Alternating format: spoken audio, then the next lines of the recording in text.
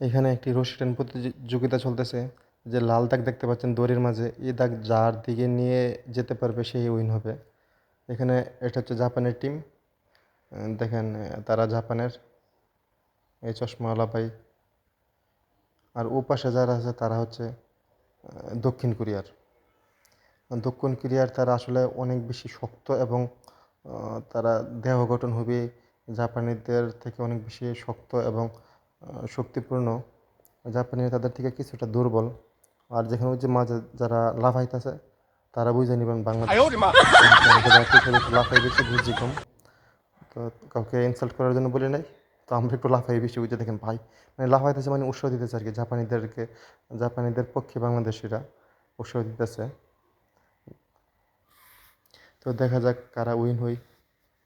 আমি যদিও জাপানের পক্ষে ছিলাম, কারণ কি জাপান এখানে এটা ফাইনাল ম্যাচ চলতেছে। এর আগে আরও অনেক ম্যাচ খেলে জাপান এই ফাইনালে আসছিল।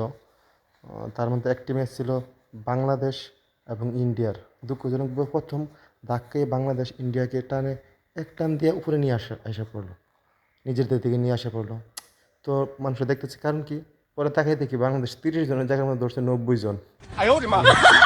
অন্য দেশের ধরছিল 30 জন। এত করে মনে করেন বাঙালি শক্তি বাইরে গেছিল, বাঙালি একটানা নিয়ে এসে পড়ছে। চোরের ক্ষমতা সবসময় আমরা একটু বেশি।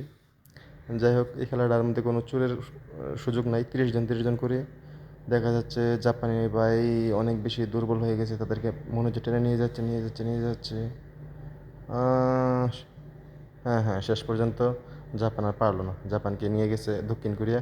তারপরে দক্ষিণ কোরিয়া উইন। ভালো লাগলে আমার চ্যানেলটি আসলে সাবস্ক্রাইব করে দিবেন একটা, সমস্যা না থাকলে। আসসালামু আলাইকুম।